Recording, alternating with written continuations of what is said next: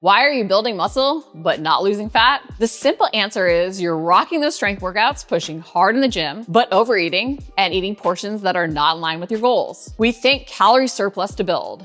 So a bigger calorie surplus should help things happen faster, right? Nope, that's not the case. While a surplus is key if your main focus is on building muscle, just increasing your calories more past a certain point isn't going to yield better muscle gains. And you're going to gain fat as well. You may even start to see your performance decline. But eating too much isn't the only reason we can struggle to lose fat while seeing ourselves build muscle. You may be questioning what I just said, but yes, I stated that overeating isn't the only reason we can struggle to lose fat. We can actually gain muscle while struggling to lose fat, even while in a technical calorie deficit, after a period of extreme calorie restriction, when we're finally trying to increase our calories. This is especially common during perimenopause and menopause, when our hormones are in flux and we've experienced many failed dieting attempts where we've tried to slash our calories lower and lower. With increasing your calories from your extreme deficit that has led to metabolic adaptations and hormonal imbalances, you're in a way creating a surplus over what your body has adapted to think it needs. It's down-regulated processes to accommodate the lack of energy. But to restore balance, you need to increase your calories. And as your body has the fuel it needs, it will seek to put on lean muscle over first losing fat. Lean muscle is involved in so many important processes for our body,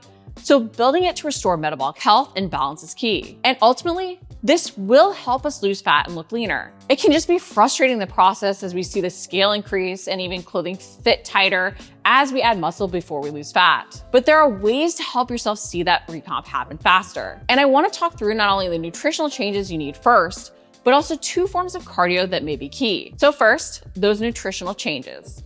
It really comes down to the thing most people avoid doing, adjusting your macros. Yup, macros.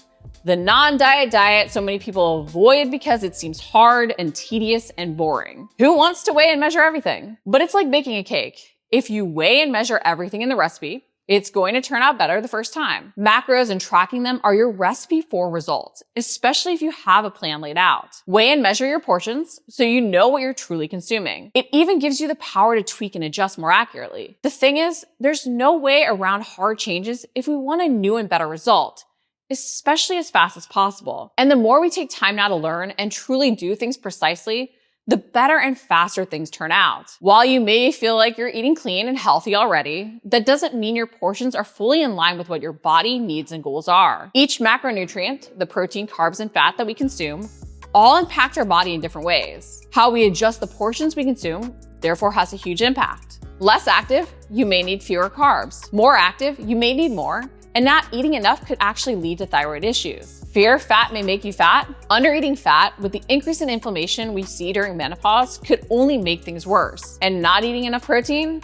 That may be why you're struggling to see recomp as fast as you'd like. Protein is more key than we realize if we want to lose fat as we put on muscle, especially as we get older, as we don't use it as efficiently. As you retrain your body to eat more, and I say retraining for a reason, because your body is relearning how to use the fuel you're giving it and adjusting bodily processes to account for the fact that you now do have adequate fuel, you will want to focus on 35 to 40% of your calories coming from protein. This not only fuels that muscle growth, but helps you burn more calories at rest. And it isn't as easily stored as fat. And we have to remember that protein doesn't just go to helping us build and repair our muscle tissue. It's essential for our bone and brain health, as well as the repair of other tissues. It has a positive impact in so many ways, and can only assist in that metabolic healing and hormonal balance process. It's why protein can help us keep seeing those muscle gains while helping us start to shift the fat we've been struggling with. And if you're strategically wanting to build muscle and in that calorie surplus, maintaining a protein minimum of 30%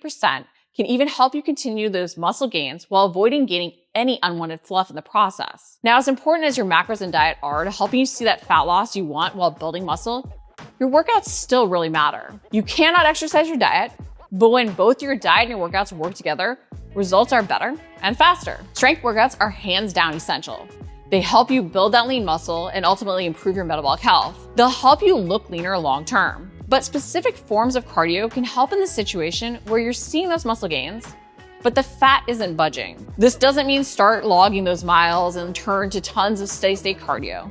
Actually, avoiding this is key. Instead, you want to focus on 2 specific forms of cardio: sit or sprint interval training and walking. First, walking. Walking is a great de-stressor, which can promote optimal body composition through improved insulin sensitivity and hormonal balance, and help us burn more calories at rest to improve our metabolic health while not fatiguing us for future lifting sessions. The fact that it's low intensity and more restorative allows us to really optimize our strength workouts to get the most value from them. Because prioritizing building muscle in our workouts is key even if we want to lose fat. And if we're too tired to push in our lifting sessions, we won't create that stimulus for muscle growth. Now, the second form of cardio that can be helpful to improve our metabolic health, especially during menopause, is sit. Sprint interval training can help improve hormone levels and promote muscle growth, whereas steady state is catabolic to muscle tissue. It can also help us better utilize mobilized fatty acids, aka assist in better fat loss. And these sessions aren't time consuming. Even just 5 to 10 minutes at the end of a strength day can have value.